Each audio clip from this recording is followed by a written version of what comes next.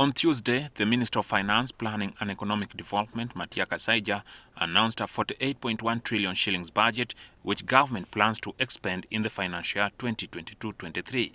It is the same script, the same template. It's not different from the previous budgets. So I'm afraid I won't lie you that it's going to spur the growth.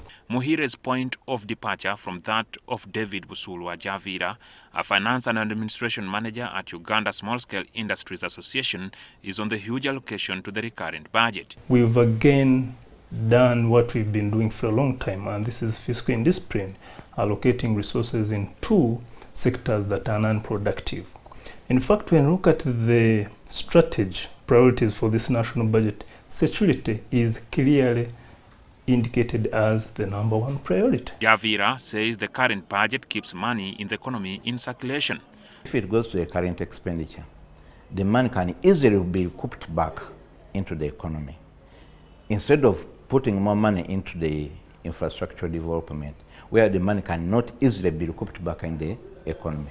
So that gives a chance for the industries to easily do business. So does he see the planned government borrowing from within as an opportunity to increase money in the economy, much to discontent of Muhire? The other thing I would like us to look at is the domestic areas. We are talking about 6.9 trillion Ugandan shillings. You know, this is too much. You're suffocating the private sector. And on top of that, you're going to borrow over 7.1 trillion from the domestic market. You are going to outcompete the private sector. So which economic growth are we talking about? We may not have two good things at a time. If government is borrowing and then putting money back into circulation, then I think that is good enough. Than government not borrowing and then there is also no money within circulation. Yes. Because in any case, government is the biggest spender. So if he doesn't spend, then no money will be available. A point of agreement for the two economies is concern about the government's disinterest on interventions targeted at controlling the upward fluctuation of commodity prices. Javira's concern is that the hike in commodity prices reduces purchasing power. Look at fuel. It is increasing each and every day. So it makes a bit planning a bit difficult.